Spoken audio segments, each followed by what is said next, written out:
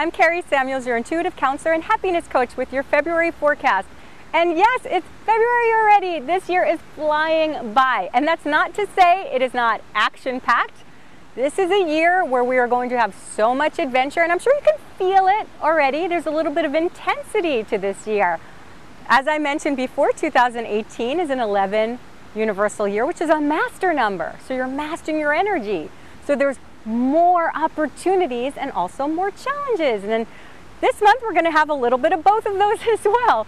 February is eclipse season. We're in eclipse season now already. This is a very lunar kind of year, okay? So we started this year with that full moon, super moon, the very first day of the year, and January was a blue moon month, which means there were 2 full moons in 1 month.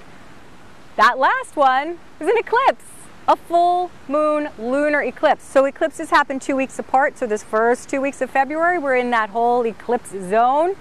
February 15th is a new moon eclipse. Weirdly enough, we're having no full moon in February.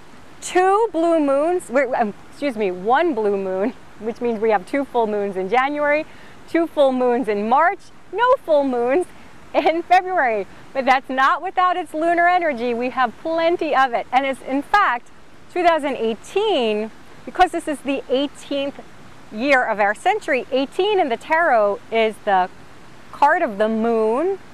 And also, this is an 11 universal year, and 11 is associated with the moon. I tell you, it's all year long. You're going to see these themes of the moon popping up all year long. So what does that mean for you?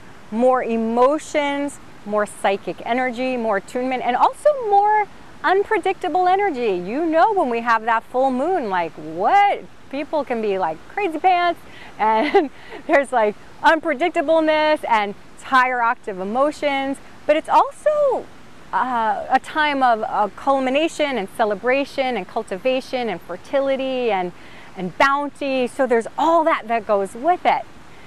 So in February, this is a 13 universal month. February 2018 is a 13 universal month. And 13 is actually associated with the moon as well, because even though we have 12 solar calendar months, there's 13 lunar cycles in a year. So 13 is this number of the moon and the divine feminine in a way. But it also reduces to 4, which is in the tarot the Emperor, which is logic and squaring your corners. So we have both those energies going on simultaneously, and all year it's kind of this part of what the 11 brings is that balance of masculine and feminine. It's extreme divine feminine and extreme divine masculine, and it's about finding that balance. It's a theme going on all year. So because this is the eclipse season, and because the eclipse is going to be very active within you and around you, unpredictable energy. This is a time of changing directions. This is a time of new directions. The eclipses always bring truth to light, always bring things to light that have previously been eclipsed. That's what the lunar energy does as well. It's especially full moons, they bring things to light that you haven't seen before. So all year you're going to be experiencing that. It's going to be one of those years where you keep trying to do something and have your goals and have your intentions, and like, your life keeps getting in the way. Because this is a time where you're meant to really tune into your soul and redirect course and fine-tune what it is that your soul really wants, because your mind and your ego can have other plans for you, but your soul is running the show, and you're going to be having those reawakenings and those rediscoveries. Now, February is a time where you can really be active and move forward on a lot of things, because January and February are the only 2 months this whole year with no retrograde planets. So it's definitely time of action, but that action is really governed by what's going on inside of you as you're making those new revelations. So around the time of the solar eclipse on February 15th, it's not that great to plan things that you really want to have like go very smoothly, because expect the unexpected. You could definitely do things this month, and I definitely recommend you do, because like I said, this is the only month left without any retrogrades, right? But what you do needs to be very much in tune with your soul's plan, and the things around you and within you are going to show you when you're on track and when you need to redirect course.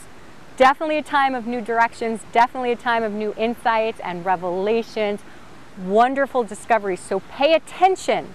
Pay attention to what's changing around you, what it's trying to tell you, and what's going on inside of you even more, because you're going to be waking up to the truth of who you are more than ever before. We also have something really wonderful to celebrate the day after that February 15th solar eclipse. February 16th, yay! Chinese New Year. We celebrate the year of the dog. We go into the year of the earth dog for another year. Goodbye, year of the fire rooster and your flaring tempers and your posturing. Now we go into the earth dog. Dogs, don't we love them? So we're going into that. It just feels so much more grounding, doesn't it? The element is earth, and there's a lot of earth element this whole year.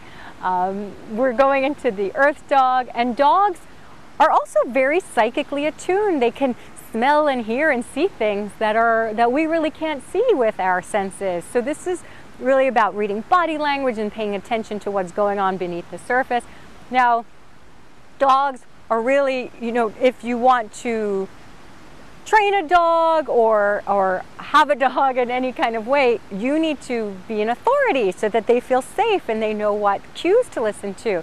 Again, this is a year where you're going to be claiming your authority. You're standing in your power. This is a lot about what the 11 is teaching us this year, is really being yourself, being true to yourself, being grounded in that and shining that light.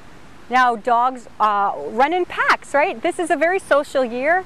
11 reduces to 2, which is about the self and others. It's about sharing and cooperating and being harmonious. Dogs are like that too. They work in packs, they work together, they play. So there's so much of that energy right now, and I'm so happy to welcome the year of the dog. So yay to everybody that we get to experience this for a whole year. Now, what I usually do is give you 3 action steps to do for the month to help you through the month. But because this is a 13 universal month of letting go, I'm going to offer suggestions for 3 things to let go of this month. So the first thing is let go of caring what other people think about you. This can be your #1 block to listening to your intuition. Yes, of course, it's nice to be liked, and it's, we like to be harmonious with people. However, if you're so concerned with who you are or what you do is affecting other people, or if they're going to think you're weird because you're too direct or too unique or too creative or too forward or too bossy or too submissive or too feminine or too whatever, whatever it is you're afraid other people are going to think of you because you are you, that's not helping you at all. In fact, you're just going to attract more people who misunderstand you. The way to attract people who love and understand and appreciate you for who you are is to be who you are. This is going to be a lesson all year long. This is one of the things the 11 is teaching us, to be authentic in shadow and in light. So you're going to see people being more vulnerable. You're going to see people say things that they were previously ashamed of, and we love them more for it because this helps us all be more ourselves. You're seeing this all over the place. Be yourself, be the most authentic version of yourself that you can possibly be, and that is your key to success. So as you are moving through your life and you're coming to a choice, and whether it's a choice about how to behave or how to share your light or about something you want to share, about being creative, and you're thinking, oh no, they're going to think I'm X, Y, and Z, that's when you know you need to move through it. That's when you know, okay, you know what, I'm afraid of what they think, but I'm going to do this anyway, because I need to be myself. So the second thing to let go of is other people's expectations of you. Now this goes along with the first thing, but it's a deeper version of this. You could think, oh, I need to keep this job because my family is expecting me to, earn X amount of dollars, or everybody thinks I'm this kind of person, or I was always known as this kind of identity and this is what I've always been seen as, and I can't let people down if I do what I really want and change course, or if I do what's really in my heart, other people are counting on me and I can't do that to them. Just let that go. Let it go.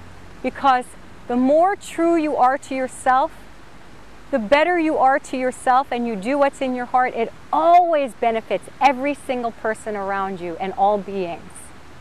So let go of other people's expectations and listen to what is in your heart and what you want and what is a desire that's longing to be expressed, and that is what you should be listening to and guiding you toward action. Now, the third thing to let go of is people and circumstances that no longer light your fire. In this 11 universal year, it's even more pronounced and more important than ever that you are very focused and very deliberate about how you invest your time, money, energy, and resources. You need to be traveling lightly. So you must ask yourself, you know, there might be things that you've been doing for years, like social events or obligations or the way you've done things in business for years that seem good at the time, or relationships that once felt very nourishing for you, people that were your favorite people maybe that no longer light your fire. It's okay to let people and circumstances go and start investing in those people and circumstances that really fuel your fire. Again, it's best for all parties when you are true to yourself, when you listen to what's inside of you. So every action you do, every investment you make with your time, energy, resources, you want to make sure this is moving me forward. This is something that I feel in my heart is motivating me. And if I need to let go of these other things now, that's okay, because I know something bigger, better, brighter is waiting for me in my future. So keep following your heart to what fuels you, energizes you, and excites you, and letting go of what doesn't. So I know that you can have the most incredibly nourishing, exciting, exhilarating month, and I hope that I've inspired you to be the best version of yourself that you can possibly be. Now, if you've enjoyed this video, please share it with the people in your life. I'm sure they will appreciate you for it. And I am wishing you the most fabulous, fantastic, fun-filled February and beyond. Lots of love. Bye for now.